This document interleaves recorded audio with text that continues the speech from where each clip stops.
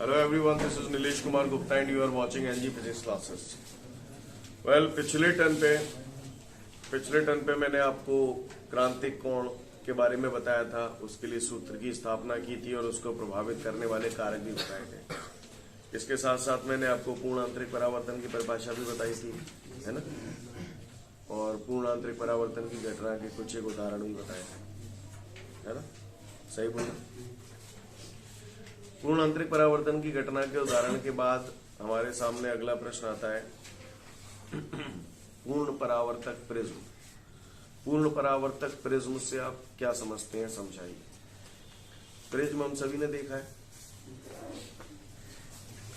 पूर्ण परावर्तक प्रिज्म जो होता है वो समकोण समद्विबाहु त्रिभुज के आकार का होता है। अगर पूर्ण परावर्तक प्रिज्म समकोण समद्विबाहु त्रिभुज के आकार का होगा तो बता सकते हो उस त्रिभुजाकार आकृति में कितने कितने डिग्री के कोण होंगे। समकोण है यानी 90 डिग्री और समद्विबाहु है तो समद्विबाहु में दो भुजाएं बराबर होती हैं और जो दो भुजाएं बराबर होती हैं उनके सामने के कोण भी बराबर होंगे। तो जब एक कोण 90 डिग्री का हो गया, बाकी के दो कोण बराबर करने हैं 45-45। क्लियर? यानी पूर्ण परावर्तक प्रिज्म एक समकोण समद्विबाहु त्रिभुज के आकार का होता है। इसमें एक कोण 90 डिग्री और दो कोण 45-45 डिग्री के होते हैं। क्लियर? क्या बोला मैंने? पूर्ण परावर्तक प्रिज्म समकोण समद्विबाहु होता है, यानी कुल मिला के किसी ने पूछा पूर्ण परावर्तक प्रिज्म क्या होता है तो हम उसे बोलेंगे पूर्ण परावर्तक प्रिज्म एक ऐसा प्रिज्म है जिसमें एक कोण 90 डिग्री तथा शेष दो कोण 45-45 डिग्री के होते हैं। क्लियर?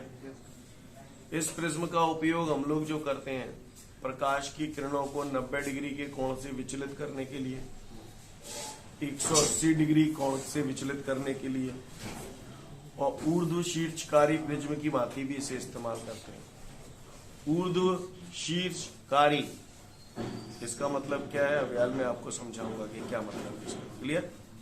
कई बार आपका झगड़ा हो जाता है किसी से, जो कहते हैं औंधो गद्दे को, औंधो गद्दे नहीं उल्टो गद्दे को। सही बोल रहा हूँ ना? बोलो भैया।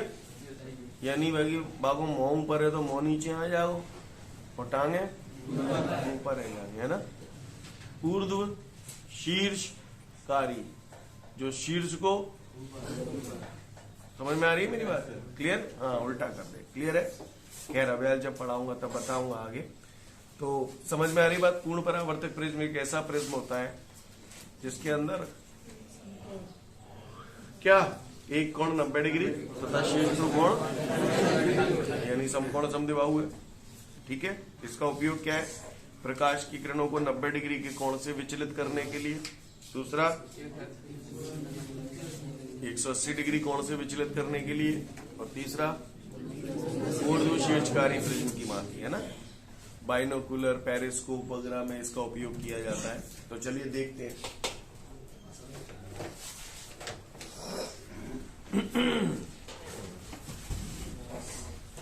तो आपने देखा पूर्ण परावर्तक प्रिज्म जो है उसमें एक कोण 90 डिग्री, शेष दो कोण 45-45 डिग्री के होते हैं। एक एक करके हम सब लोग देखते जाएंगे।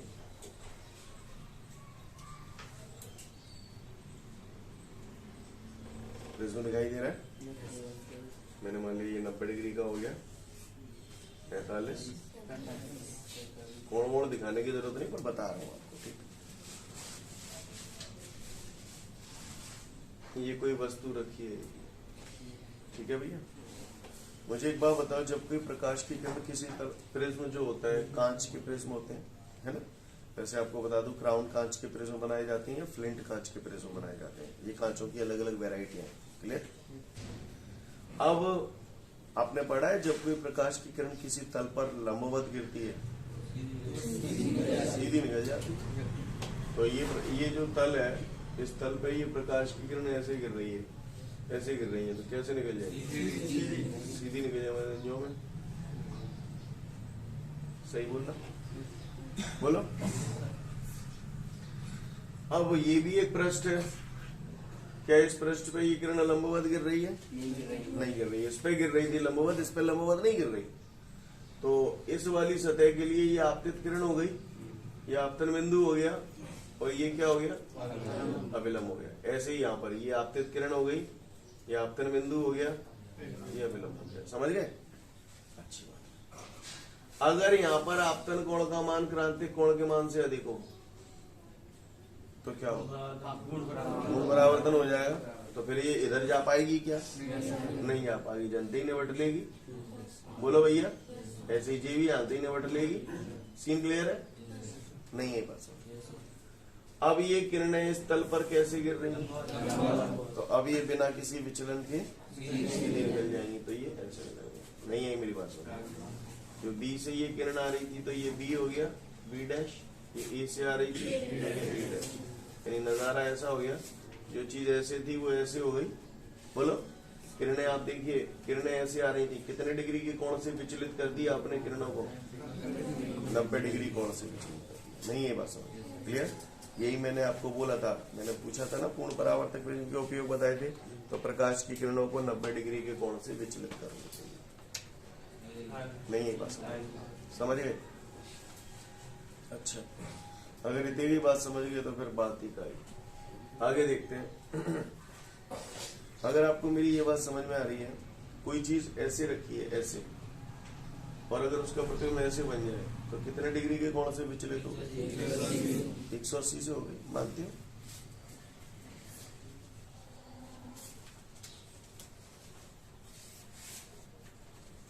अब इस प्रिज्म को मैंने घुमा कर रख दिया। समझ गए मेरी बात को? ये वाली भुजा ये रही और ये दोनों ये। कहानी समझ में आ रही है? कोई वस्तु रखी है ये भी, ठीक है भैया? सीन क्लियर है? तुम बताते हैं ना प्रकाश की किरण कैसे जाएगी? चलो सीधी निकाल दो। समझ में आ रही है बात? कोई दिक्कत? फिर वही यहाँ पर इस तल पे गिर रही है, ये आपतन बिंदु, ये अविलंब। समझ रहे हो ना? आपतन कोण का मान क्रांतिक कोण के मान से अधिक होगा तो क्या होगा? कोण परावर्तन। नहीं है मेरी बात समझ? बोलो भैया, सीन क्लियर है? फिर इस वाले तल पर ये आपतित किरण, ये आपतन बिंदु, ये अविलंब, ये अविलंब सीधी नहीं आएगी क्योंकि इस तल पे लंबवत गिर रही है। जहाँ पे लंबवत गिर रही है ना सुशील रानी, फिर से यहाँ पर ये आपतित किरण हो गई, आपतन बिंदु पर अवलंब हो गया। और ये क्या हो गया? आपतन कोण। अगर इस आपतन कोण का मान क्रांतिक कोण के मान से अधिक हुआ तो क्या होगा? फिर से ये ऐसे हो जाएंगे। बोलो भैया, और ये ऐसे हो जाएगी। सही जा रहा हूँ? और अब इस तल पे ये कैसी गिर रही है? कैसे जाएंगी? सीधी निकल जाएंगे। नहीं यही बात समझ? गौर से देखिएगा, ए से किरण ये आई, ये आई और फिर ये आई, तो ये हो गया ए डैश। बी से ये आई, ये आई, ये आई, ये बी डैश। यानी ऐसी कहानी हुई। जो वस्तु इसमें तीर का निशान कहाँ की तरफ है? ऊपर की तरफ है। यानी जो वस्तु ऐसे रखी थी वो घूम के ऐसे हो गई। प्रकाश की किरणें कितने डिग्री के कोण से विचलित हो गई? जो किरण ऐसे जा रही थी बाद में लास्ट में यूं हो गई तो कितने डिग्री के कोण से विचलित हो गई? 180 डिग्री के कोण से। नहीं है पास? सीन क्लियर है? तो पूर्ण परावर्तक प्रिज्म का उपयोग प्रकाश की किरणों को 90 डिग्री के कोण से विचलित करने के लिए, 180 डिग्री के कोण से विचलित करने के लिए। आगे बढ़ते हैं। आगे देखिए ध्यान से सब लोग। फिर से मैंने ये प्रिज्म बना दिया, ठीक है? ये वस्तु रखी हुई है, ओके? ये आपतित किरण है, ठीक है? क्या ये लंबवत गिर रही है? तो फिर क्या होगा? अपवर्तित हो जाएंगी। विरल से सघन माध्यम की ओर जा रही है तो कहाँ की ओर? क्योंकि ये हवा है बाहर, फिर इसमें कांच का होता है तो हवा से कांच में जा रही है, तो विरल से सघन जा रही है तो अविलंब की ओर। हम इसमें अविलंब वगैरह नहीं बना रहा हूँ। अविलंब ऐसे तो बनाओगे तो सीधा झुका रहा, ये झुक गई, ये भी झुक गई। कहानी क्लियर है? अब ये यहाँ से इस सतह पे पड़ रही है तो ये आपतित किरण हो गई, आपतन बिंदु, और ये ऐसे यहाँ पर ये अविलंब। ये आपतन कोण का मान अगर क्रांतिक कोण के मान से अधिक होगा तो क्या होगा? पूर्ण परावर्तित हो जाएगी। तो ये ऐसे हो जाएगी। बोलो भैया, सही जा रहा? फिर अब ये सघन से विरल जा रही है ना? सघन से विरल जा रही है तो अविलंब से दूर हटेगी, तो फाइनली ये दूर। कहानी समझ में आ रही है? बी से किरण आई, ये तो ये हो गया बी डैश। ए से किरण आई, ये ए डैश। यानी नजारा ऐसा हो गया, जाको जो सी सतो उल्टो है, इसलिए बोला है ऊर्ध्व शीर्षकारी प्रिज्म की भांति भी इसका इस्तेमाल किया जाता है। यानी उल्टे प्रतिबिंब को सीधा करने के लिए और सीधे प्रतिबिंब को उल्टा करने के लिए इसका इस्तेमाल किया जाता है। कोई चीज उल्टी दिखाई दे रही है तो उसे सीधा करने के लिए हम इस प्रिज्म का इस्तेमाल कर सकते हैं, क्योंकि ये ऊर्ध्व शीर्षकारी। समझ गए? ऊर्ध्व शीर्षकारी का मतलब क्या है? ये शीर्ष है, औंधा कर दो, नहीं है मेरी बात समझ? सीन क्लियर है? तो किसी ने अगर मुझसे पूर्ण परावर्तक प्रिज्म पूछ लिया तो बता देंगे, कोई दिक्कत? पढ़ लो फटाफट, फिर आगे बढ़ो। अच्छा एक बात बताओ, ये जो चित्र दिखाई दे रहे हैं इसमें एक में मैं बता रहा हूँ, फिर आप बताना, ठीक है? ये अपवर्तन की घटना में क्या होता है? किरण एक माध्यम से दूसरे माध्यम में जाती है तो अपवर्तन की घटना होती है। परावर्तन की घटना में क्या होता है? एक से दूसरे में नहीं जाती, वही माध्यम में लौटती, ठीक है? इस प्रकाश की किरण को ध्यान से देखो, कायते काय में आ गई, यानी हवाते कांच में आ गई। कौन सी घटना आ गई? जीवारी अपवर्तन आ गई। जीवारी कौन सी है? क्योंकि कांच में ही आ गई। कौन सी? वही पूर्णांतरिक परावर्तन। और जीवारी, तो इस चित्र में कितनी बार अपवर्तन हुआ है? और पूर्णांतरिक परावर्तन क्या वीर अपवर्तन है? पूर्णांतरिक परावर्तन 2 बार। समझ में आई बात? क्योंकि देखो हवाते कांच में अपवर्तन, फिर जहाँ पे कांच थे वहां अपवर्तन, 2 बार तो अपवर्तन है। पूर्णांतरिक परावर्तन कांच से टकरा के कांच में, फिर कांच से टकरा के कांच में, नहीं है मेरी बात समझ में आ रही बात? हाँ, ओटी वगैरह इस टाइप से पूछ सकता है वो, क्लियर? तो यहाँ पर 2 बार अपवर्तन है और 2 बार पूर्णांतरिक परावर्तन। जहाँ में अपवर्तन कितनी बार है? 2 बार। गौतम भैया समझ में आ रही है? क्या वीर अपवर्तन है? क्योंकि हवाते कांच में आ गई अपवर्तन, फिर कांच से कांच में परावर्तन, और फिर कांच से हवा में। क्या वीर अपवर्तन है? 2 बार अपवर्तन। पूर्णांतरिक परावर्तन नहीं है बात। किसी ने पूछ लिया तो बता दो, आगे बढ़ो। आगे बढ़ते हैं, अगला प्रश्न है इसके बाद हमारे सामने, उत्तल गोलीय पृष्ठ से प्रकाश के अपवर्तन हेतु व्यंजक स्थापित कीजिए। क्लियर? क्या बोला मैंने? उत्तल गोलीय पृष्ठ से प्रकाश के अपवर्तन हेतु व्यंजक स्थापित कीजिए। 4 से 5 नंबर के लिए बहुत अच्छा क्वेश्चन है। क्लियर? तो हम लोग ध्यान से देखेंगे तो समझ पाएंगे, अदरवाइज बम्पर हिट जाएगा, ठीक है? ओके? पिछले 8-10 साल के अनसॉल्व उठा के देखोगे तो 6-7 बार मिल जाएगा। समझ में आ रही बात? Important question. करें तैयार? उत्तल गोलीय पृष्ठ हो जाएगा, तो इसके बाद अगला क्वेश्चन अवतल गोलीय पृष्ठ से होगा। एक जैसे ही है, मिलते जुलते हैं, ठीक है? तैयार? अच्छा, तो भैया इससे पहले कि मैं इसकी तैयारियां करूं, मेरी बात ध्यान से सुनना सब लोग, ठीक है? गौर से देखेंगे ऑन द बोर्ड। उत्तल गोलीय पृष्ठ और अवतल गोलीय पृष्ठ, वैसे तो ये सब चीजें आप लोग 9th-10th में थोड़ा बहुत पढ़ चुके हो, उत्तल दर्पण अवतल दर्पण। यहाँ पर बात हो रही है उत्तल गोलीय पृष्ठ की। 2 प्रकार के पृष्ठ होते हैं, इसको बोलते हैं उत्तल गोलीय पृष्ठ, अवतल गोलीय पृष्ठ। क्लियर? ये कौन सा है? अवतल गोलीय पृष्ठ। जब भी कभी गोलीय पृष्ठ हमें बनाना हो, अवतल गोलीय पृष्ठ बोले तो आप ऐसे बनाना, उत्तल गोलीय पृष्ठ बोले तो ऐसे बनाना। क्लियर? समझ में आ रही बात? इस पे ऐसे मत करना, ऐसे करते थे ना आप 9th में, ऐसे कर देंगे आपने, पॉलिश कर दी तो ये दर्पण बन गया, ये गोलीय पृष्ठ नहीं रहा, ये दर्पण बन गया। क्लियर? तो ये मत करना, क्लियर? सिंपल बस ऐसे ही बना देना, ये उत्तल गोलीय पृष्ठ, ये वाला अवतल गोलीय पृष्ठ। ठीक है? ध्यान से सुनते जाना तो आपको चीजें क्लियर होंगी, अदरवाइज दिक्कत आ जाएगी। क्योंकि ये जो चैप्टर मैं आपको पढ़ा रहा हूं तो इसमें से जो परावर्तन वाला हिस्सा है, दर्पण वाला पार्ट है, वो हटा दिया है ना, कम किया है वो पार्ट। तो इस वजह से अदरवाइज उसमें काफी सारी चीजें आपको और भी बताता, पर फिलहाल चूंकि अब वो है नहीं तो इसलिए कुछ चीजें बता रहा हूँ, उन्हें अच्छे से जान लो, है ना। वैसे आपने 9th-10th में ये सब चीजें दिखी है। तो मैंने यहाँ पर ये जो गोली पृष्ठ बनाया है, ये कैसा गोली पृष्ठ है? उत्तल गोली पृष्ठ है।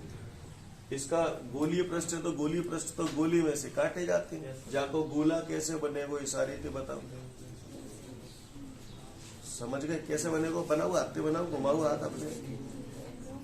हाँ, तो केंद्र कौन सी लंग होगा? जा गोला को जालंग होगो कि जालंग होगो? जालंग होगो। बात समझ में आ रही है? मतलब मुझे दिख रहा है जो उत्तल गोली पृष्ठ ऐसा, तो जाको गोला के तुमने ऐसा ही बनेगा, और गोला ऐसा बनेगा तो केंद्र यही आवेगा कि तुम केंद्र को वक्रता केंद्र बोलते हैं और इसे सी से प्रदर्शित करते हैं, सेंटर ऑफ कर्वेचर।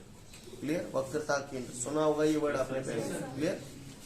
अब जो केंद्र है, अच्छा ये जो गोलीय पृष्ठ होता है, इस गोलीय पृष्ठ के मध्य बिंदु को ध्रुव कहते हैं। ध्रुव को अक्षर पी से प्रदर्शित करते हैं, पोल।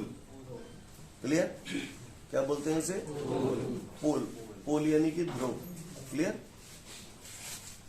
ये ध्रुव है, ये वक्रता केंद्र है। इसे आप बताओ क्या बोलना चाहिए? क्या ये त्रिज्या हो? ये सुना जो गोला की त्रिज्या है, इसको बोलते हैं वक्रता त्रिज्या। क्या बोलते हैं? और इसे अक्षर कैपिटल आर से प्रदर्शित करते हैं। कैसे प्रदर्शित करते हैं? जो गोला पल्ले पड़ा। क्लियर? वक्रता त्रिज्या को कौन से अक्षर से प्रदर्शित करते हैं? कैपिटल आर से। सीन क्लियर है सभी को? जैसे आप लोगों ने मैथमेटिक्स में देखा होगा, ये एक्स अक्ष होता है, ये वाई अक्ष होता है। च्युतियों बता दे वो। क्लियर? इसको क्या बोलते हैं? मूल बिंदु, है ना? मूल बिंदु। सही बोल रहा? अच्छी बात है। मूल बिंदु के इधर की दूरियां कैसी होती हैं? इधर की समझ में आती है बात? सबको क्लियर है? मुझे बोलने की जरूरत तो नहीं पड़ेगी। इसका यहाँ पर जब मैं क्रियाकलाप अभी थोड़ी देर बाद करूंगा, तो ये जो ध्रुव है ना, ये मूल बिंदु की तरह होता है। ऐसे नहीं लग रहा? ये कहानी, ये मूल बिंदु मान लो आप इसे। अब अगर ये मूल बिंदु है तो इधर की तरफ नापी गई दूरियां कैसी होंगी? धनात्मक। इधर वाली, ऊपर वाली, नीचे वाली। कहानी समझ लो? क्लियर? मैं अभी यूज करूंगा इसलिए बोल रहा हूं। ध्रुव से वक्रता केंद्र तक की दूरी क्या होती है? एक दिन मैंने आपको ये पढ़ाया था, 1μ2 बराबर साइन आई बटे साइन आर भी होता है, v1 बटे v2 भी होता है। म्यू के फॉर्म में क्या होगा? μ2 अपॉन मालूम है? इस दुनिया में सबसे ज्यादा विरल माध्यम कौन सा है? हवा का अपवर्तनांक कितना होता है? 1 होता है। मानते हो? अगली बात, ये जो बात मैं बताने जा रहा हूं, ये फिजिक्स में आगे भी यूज आ सकती है ना? क्या लिखा है? Sine theta. साइन थीटा में अगर थीटा का मान बहुत ज्यादा छोटा होता है तो साइन थीटा को लगभग बराबर थीटा लिखा जा सकता है। साइन थीटा में यदि थीटा का मान बहुत छोटा होता है तो साइन थीटा बराबर थीटा लिखा जा सकता है। आप तो गोली मारो, आप मुझे ये बताओ, साइन 0 डिग्री का मान कितना होता है? 0। समझ गए? अब थीटा का मान मैंने बोला बहुत छोटा होता है, 0 से छोटा का हो। समझ गए? क्लियर?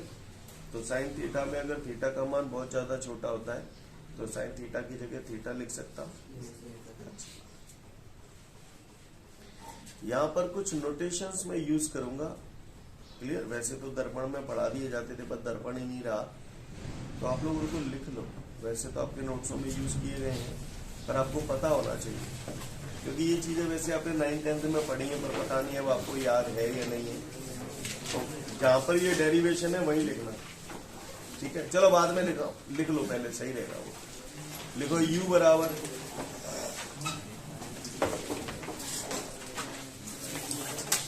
u बराबर वस्तु की ध्रुव से दूरी, u बराबर वस्तु की ध्रुव से दूरी, स्मॉल लेटर लिखना सारे, u बराबर वस्तु की ध्रुव से दूरी,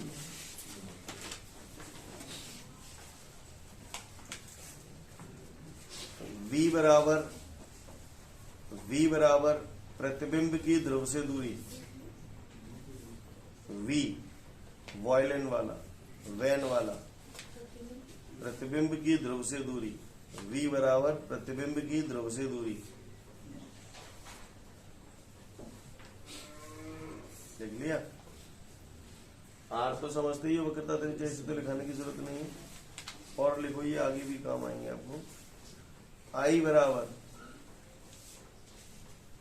आई, कैपिटल आई, कैपिटल लेटर लिखना आप जो बोलूंगा, आई कैपिटल आई, ब्रैकेट में लिख लेना इमेज। आई का मतलब होता है इमेज, इमेज मतलब प्रतिबिंब, है ना। ब्रैकेट बंद कर लेना और बराबर करके लिखना, आई को बोलते हैं प्रतिबिंब की लंबाई।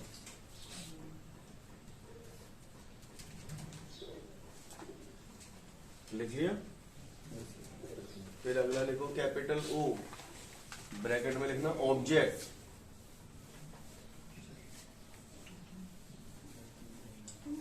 ऑब्जेक्ट लिख लिया? ऑब्जेक्ट बराबर ब्रैकेट बंद करके लिखना बराबर। ऑब्जेक्ट क्या होता है? हाँ, तो वस्तु की लंबाई, वस्तु की लंबाई। चलें शुरुआत करें। अब हम लोग लायक हैं इस डेरिवेशन को करने को। हाँ, एक बात और, कोण बराबर चाप बटे त्रिज्या, ये तो 6-7 से पढ़ रहे हो। कोण बराबर मालूम है ना? ठीक है। u क्या होता है? वस्तु की ध्रुव से, v क्या होता है? हाँ, समझ में आ रही है बात? ओके, अच्छी बात है। चलिए देखते हैं। सब लोग ध्यान देना, पहले ही बोल रहा हूं 4 से 5 नंबर फ्री के हैं, इसलिए ध्यान से गौर से देखेंगे सभी लोग ऑन द बोर्ड। रेडी? चलो शुरू हो जाओ। ये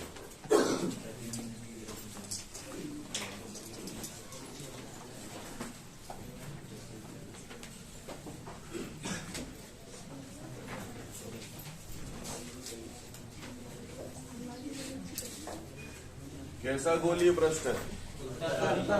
उत्तल गोलीय पृष्ठ। ये जो रेखा मैंने खींची है, इस रेखा को हम लोग मुख्य अक्ष बोलते हैं। सुना होगा ये वर्ड आपने पहले भी, क्या बोलते हैं? मुख्य अक्ष। चलो, ये बिंदु क्या है? इसको बोलते क्या है? ध्रुव, P। समझ गए? पोल, हाँ पोल। ये क्या है?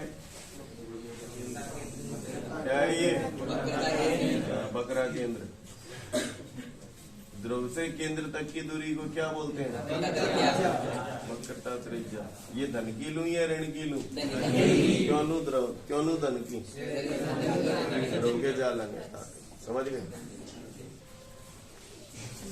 ये जो उत्तल गोलीय पृष्ठ दिखाया है, मैंने मान लिया इसके इधर की तरफ जो माध्यम है उसका अपवर्तनांक μ1 है, और इधर की तरफ जो माध्यम है इसके वो μ2 है। ठीक है, और ये मैंने इसको थोड़ा सघन दिखाने के लिए इसे भरभरा दिया हल्का। समझ में आ रही है बात? क्लियर? यानी मैंने ये मान लिया कि ये विरल माध्यम है और ये सघन माध्यम है। नजारा क्लियर है आप सभी को भैया? बोले किसी को कोई दिक्कत? यहाँ तक बात समझ में आ रही है सभी को? ऑनलाइन वालों आपको बोर्ड पे प्रॉपर दिखाई दे रहा है? चलो आगे बढ़ते, चलो आगे। उत्तल गोलीय पृष्ठ के सामने मुख्य अक्ष पर ये कोई एक बिंदु वस्तु रखी हुई है, और इस बिंदु वस्तु को मैंने नाम दे दिया O। O बोले तो ऑब्जेक्ट, ऑब्जेक्ट माने वस्तु। एक बिंदु वस्तु रखी है काय पे? मुख्य अक्ष पर। किसके सामने? उत्तल गोलीय पृष्ठ के सामने। क्लियर? वस्तु है तो वस्तु से प्रकाश की किरण निकलेगी, तो ये एक प्रकाश की किरण निकली ओए। क्या निकली? ओए। ओए क्या है? आपतित किरण। आपतित किरण इस पृष्ठ पे पड़ रही है, गोलीय पृष्ठ पर, उत्तल गोलीय पृष्ठ पे पड़ रही है। कौन से माध्यम से कौन से माध्यम में जाने की? विरल से सघन की ओर जा रही है। विरल से सघन की ओर जा रही है तो अविलंब की ओर झुकेगी। तो झुकेगी तो तब जब अविलंब हो। अविलंब कैसे बना? अवेनो तो पृष्ठ समतल होते, अवेनो पृष्ठ समतल होते तो तुम आला विलंब कहते थे। जा पहले अविलंब कैसे बना? वैसे ही आइडिया थे बता रहे हो। ऐसी वैसी गई तेल लेने। सुन लो, आपको याद है बायो सेवर्ट वगैरह का नियम पढ़ाया था। कोई स्पर्श रेखा खींचता था, मैं कहता था जहाँ पे लंब डालो तो केंद्र से जाने वाली लाइन हमेशा लंब होती है, ध्यान रखना। इस उत्तल गोलीय पृष्ठ का केंद्र ये है, तो यहाँ से कोई भी लाइन अगर इस पृष्ठ पे खींचूंगा तो वो क्या होगी? अविलंब होगी। कहानी समझ में आ रही है? अविलंब को इंग्लिश में नॉर्मल बोला जाता है, इसलिए मैंने इसे एन से प्रदर्शित किया है। कहानी समझ में आई? किसी को कोई दिक्कत? तो यहाँ पर CAN क्या है? CAN क्या है? अविलंब। तंत्र पढ़ रहा है? क्लियर है? अच्छी बात है। ये कौन सी किरण है? ये क्या है? ना मैं आपतन कौन कितको होगा? आपतन कौन?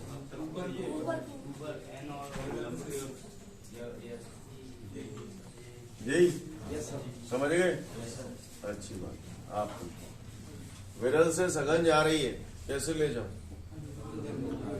ये अविलंब समझ में आया ना कैसे डाला? कभी भी पृष्ठ अगर गोल होंगे इस टाइप के तो अविलंब हमेशा केंद्र से डलेगा। तो ये केंद्र से अविलंब डाल दिया। अविलंब को नॉर्मल बोलते हैं, इसलिए इसे अक्षर एन से प्रदर्शित किया है। नया क्लियर है सभी को? कोई दिक्कत? चलूं आगे। अच्छी बात। विरल से सघन में जा रही है तो अविलंब की ओर झुकेगी। कायदे से इस किरण को कैसे जाना चाहिए था? यूं जाना चाहिए था। मुझे अविलंब की ओर झुकानी है, तो ऐसे झुकाऊं कि ऐसे झुकाऊं? ऐसे झुकाऊं? तो ऐसे झुकाऊंगा। झुक गई। कहानी क्लियर है भैया? यहाँ पर ये किरण काट रही है तो यहाँ बनेगा इसका प्रतिबिंब। प्रतिबिंब को इमेज बोलते हैं, इसलिए इसे आई से प्रदर्शित किया। समझ में आ रही है बात? ऑब्जेक्ट ओ माने ऑब्जेक्ट, ऑब्जेक्ट माने वस्तु, आई माने इमेज, इमेज माने प्रतिबिंब। क्लियर है? काहुए को परेशानी? अच्छी बात। चलो आगे बढ़ते हैं। ये कौन सी किरण है? AI अपवर्तित किरण। OA CAN। आपने बोला AI अपवर्तित किरण है और ये जो CAN है वो अविलंब है, तो मुझे बता सकते हैं इसमें अपवर्तन कौन कौन सा होगा?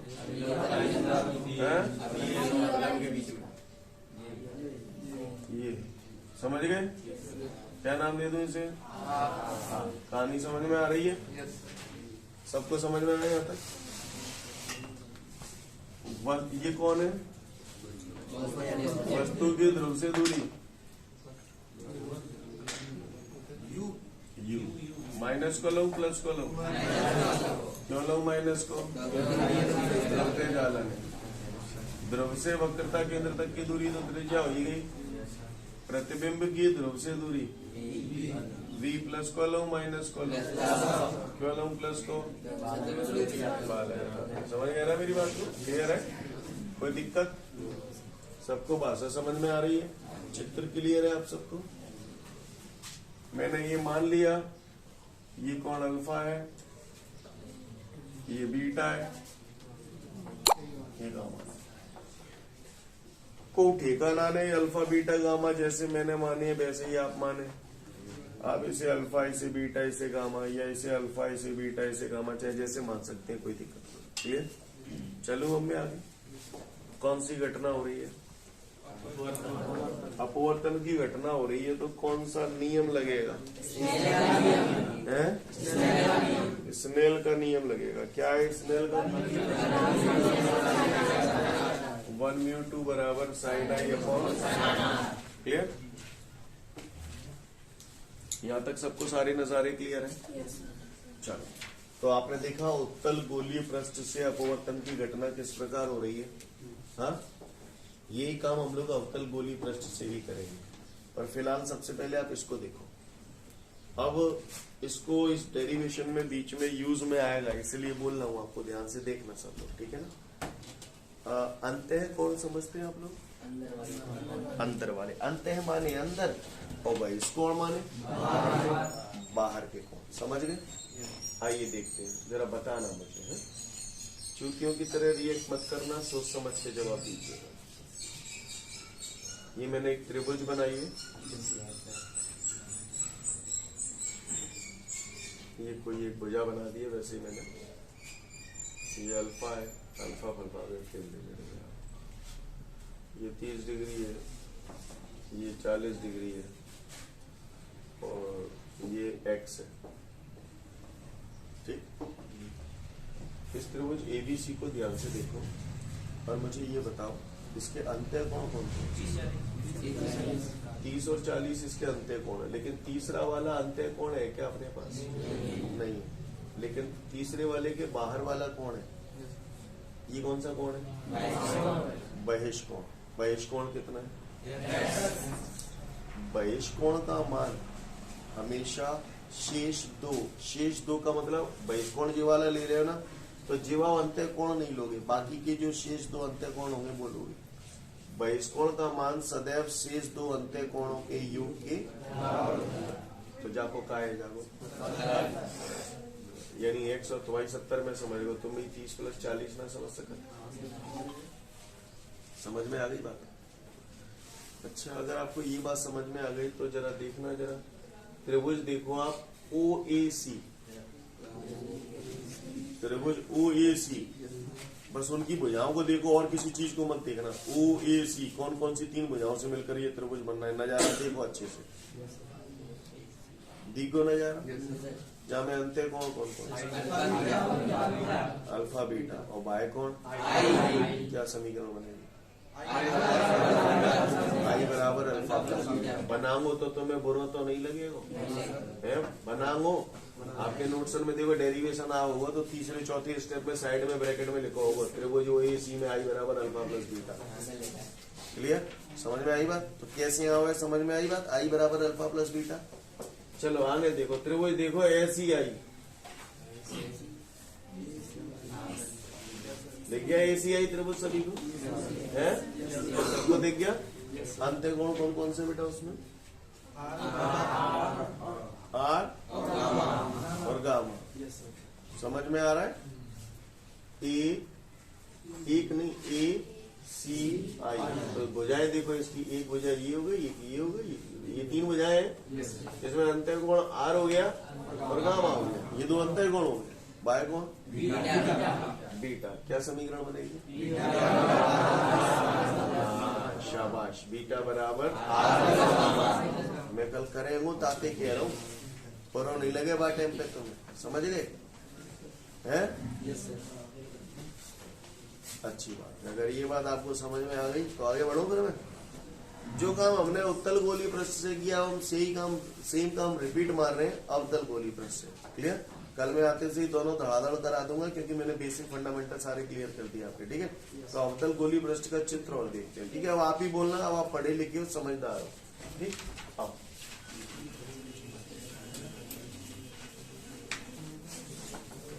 ध्यान से देखिएगा सब लोग। अवतल गोलीय पृष्ठ बताओ भैया, अवतल गोलीय पृष्ठ बनाऊं कैसे? जो में जी का है, क्या बोलते हैं इसे? जी का है, ठीक है? हाँ, पोल।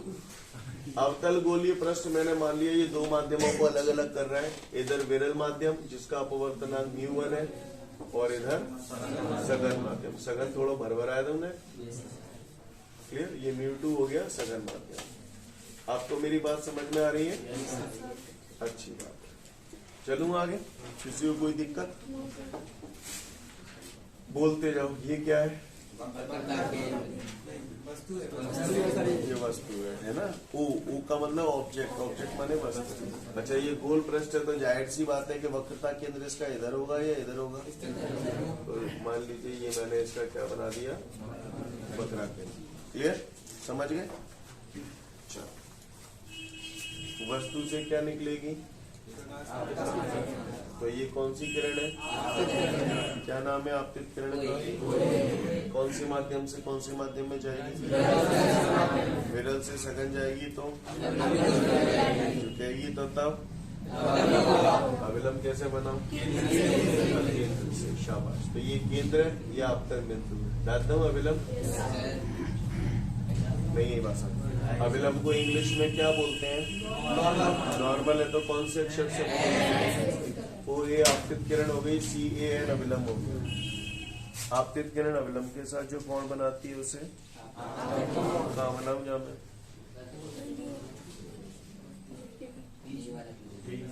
यही वाला तुम कह रहे हो तो अभी बना रहा हूँ। बता दिए बना दो। ठीक है बना। ठीक है भैया, सीन क्लियर है? तो विरल से सघन जा रही है, कायदे से इस किरण को ऐसे जाना चाहिए था, और विरल से सघन जा रही है तो अविलंब की ओर झुकेगी या दूर हटेगी? ऐसे झुकाऊं या नीचे नहीं आऊँ? नीचे क्यों लाऊं? कमी ना, अविलंब की ओर झुकेगी तो ऊपर की ओर जाएगी ना। न्यो जा रही है अविलंब की ओर तो अविलंब जी रहो ना, तो न्यो झुकाओगे कि न्यो झुकाओगे? अविलंब की ओर झुकेगी। नहीं आई? नहीं आई? शेखर तो ये झुक गई। ठीक है भैया। ओ ए आपतित किरण है, ए बी अपवर्तित किरण है। तो कोई मुझे बता सकता है ये कोण कितना होगा? समझ गए? अपवर्तित किरण अविलंब से जो कोण बनाती है उसे अपवर्तन कोण कहते हैं। यहाँ तक किसी को कोई दिक्कत? बोलो भैया। अब यहाँ से जो बंदा देख रहा होगा उसको ये वाली किरण कहाँ से आती हुई प्रतीत होगी? उसको ये किरण कहीं ना कहीं नहीं, यहाँ से जो बंदा देख रहा है तो उसे ये किरण कहीं ना कहीं पीछे से आती हुई प्रतीत होगी, और उस वस्तु का प्रतिबिंब देखो। अब यार जो प्रतिबिंब बना था वहां प्रतीत नहीं हो रही थी, वहां तो दिख रही थी, लेकिन यहाँ पे प्रतीत हो रही है।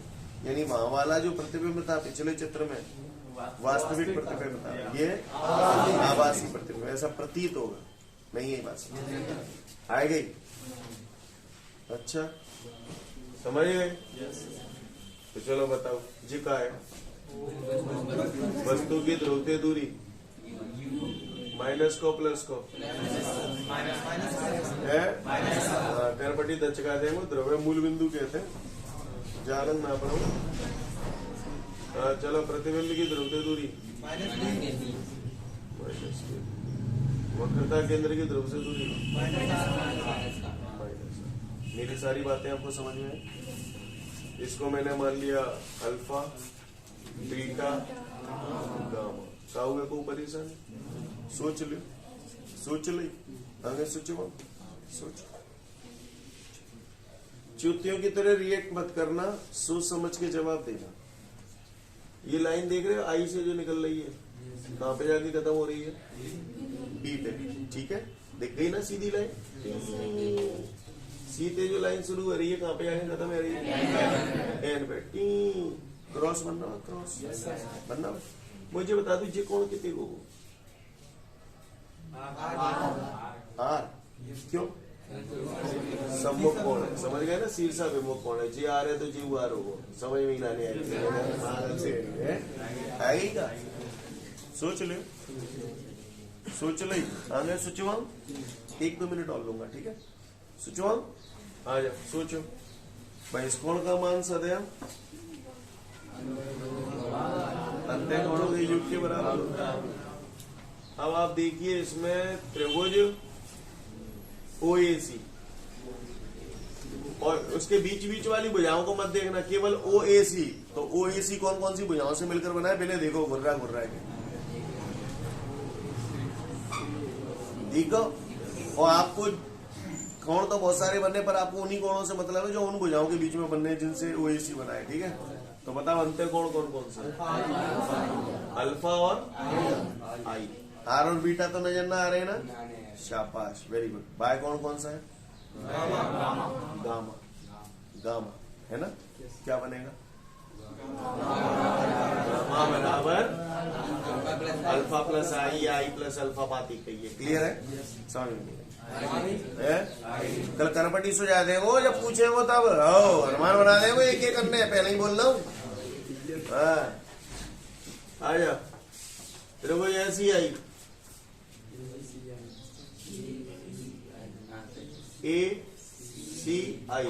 अब आपको इन्हीं बुझाओं से मतलब है, और किसी बुझाओं को मत देखना। ACI और बताओ अंतर कौन कौन कौन? बीटा और आर। समझ गए ना? क्योंकि ACI तो मुझे ये बुझा और ये बुझा, तो जावारी बुझा और जावारी बुझा के बीच में आर बनना हुआ है, जाके बीच में बीटा बना। आर और बीटा अंतर कौन है? बाय को क्या बनेगा? गामा बराबर बीटा प्लस आर या आर प्लस बीटा। समझ में आ गई बात? क्लियर? तो कल को मैंने गईयों कही करा दोगे तुम। तो अगर इतने तुम समझ गए तो मैं 5 नंबर पक्की है ये चैप्टर की। क्लियर? रहो कर देंगे। ठीक है, तो फिर आज के लिए पर्याप्त है, कल फिर मिलते हैं। Thank you everyone, have a great day to all of you guys.